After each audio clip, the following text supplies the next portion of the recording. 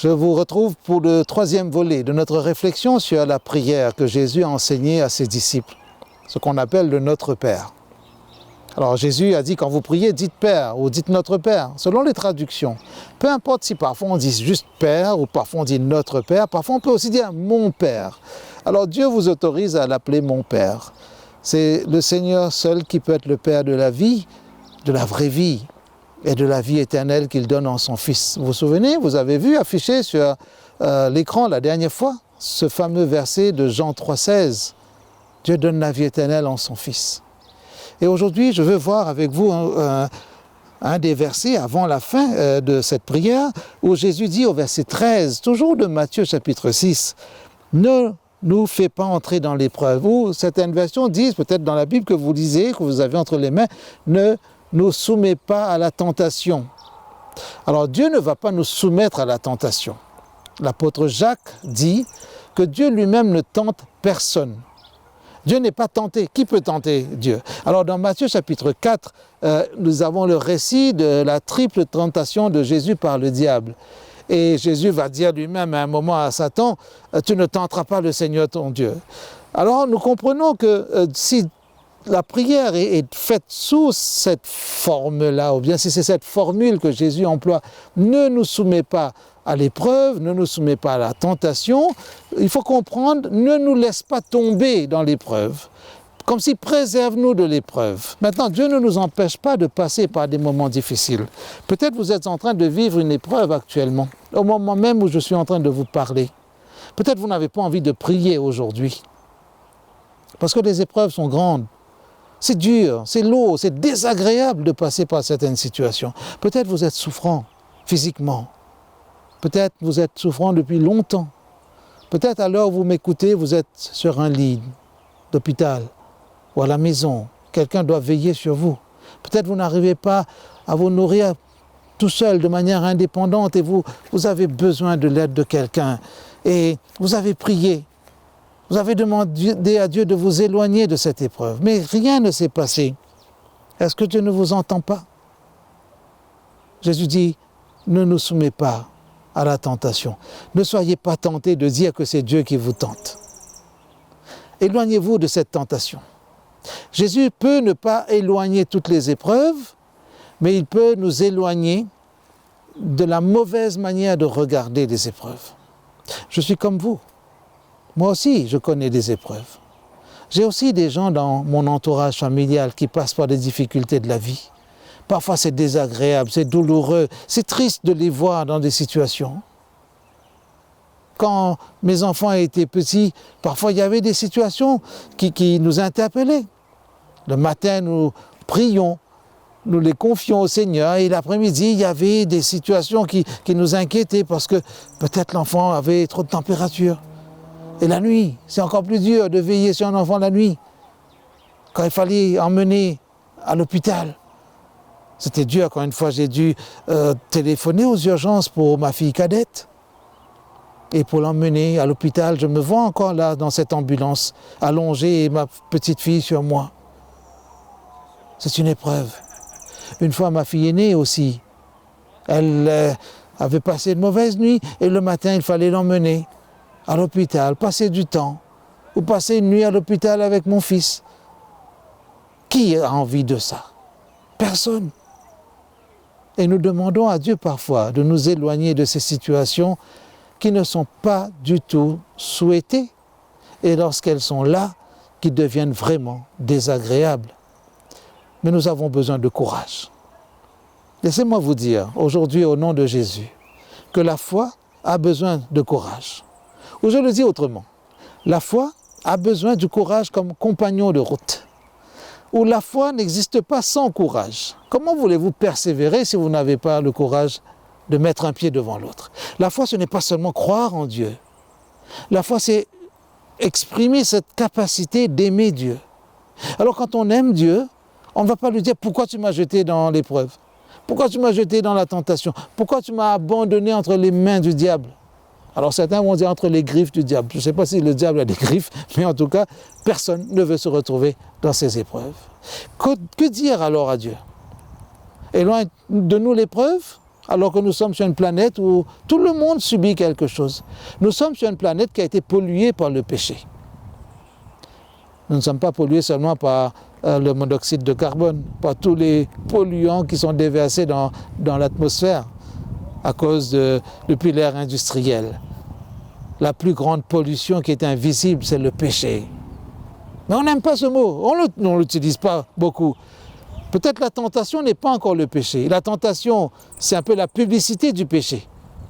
Et si vous achetez, là vous passez de la publicité au péché. Ne nous laisse pas tomber.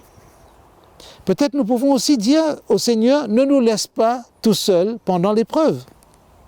Nous pouvons dire au Seigneur, ne nous laisse pas tomber pendant l'épreuve. Aide-nous à tenir debout. Parfois nous avons de bonnes intentions. Et Jésus l'a dit sous une formule qui est restée bien dans les mémoires, l'esprit est bien disposé, mais la chair est faible. Parfois nous avons de bonnes intentions. Quand nous nous levons le matin, aucun des croyants ne va se dire « Ah, aujourd'hui, j'ai sur mon agenda une liste de 10 mauvaises choses que j'ai envie de faire. Je veux réussir 10 mauvaises choses, c'est-à-dire faire le mal, nuire à quelqu'un, tricher, dire des gros mots. J'ai envie de donner un coup à quelqu'un, je vais mettre tout ça. Aujourd'hui, je veux faire ça. » Un bon croyant ne dit pas ça. Au contraire, il dit « Seigneur, aide-moi à ne pas glisser vers ce genre de comportement. Et si jamais je me trouve dans une situation à risque moralement, aide-moi à ne pas tomber, aide-moi à ne pas glisser, aide-moi à ne pas chuter, aide-moi à ne pas me blesser spirituellement. » Avez-vous envie de dire cela au Seigneur aujourd'hui?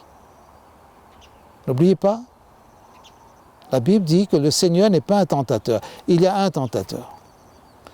Pourquoi on appelle le diable le tentateur? Parce qu'il veut nous éloigner du Seigneur, il veut nous distraire, il veut nous faire perdre le chemin. Quand Jésus dit, Jean chapitre 14, verset 6, qui est affiché au bas de l'écran, « Je suis le chemin, la vérité et la vie », le diable, il vient et son nom diabolos veut dire celui qui se met en travers, comme s'il danse en travers de la route.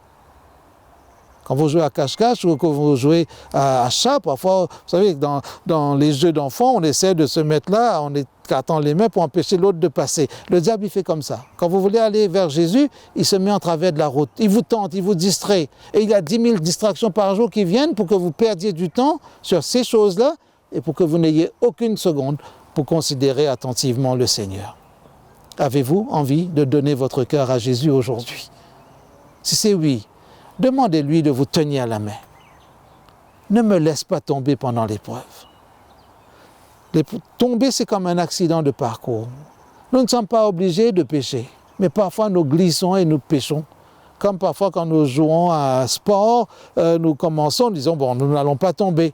Et puis parfois c'est quelqu'un d'autre qui nous fait tomber. Parfois nous ne faisons pas attention et nous tombons.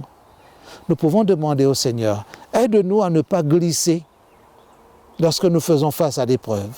Aide-nous à tenir debout, non pas comme des super-héros, comme des supermen, des superwomen.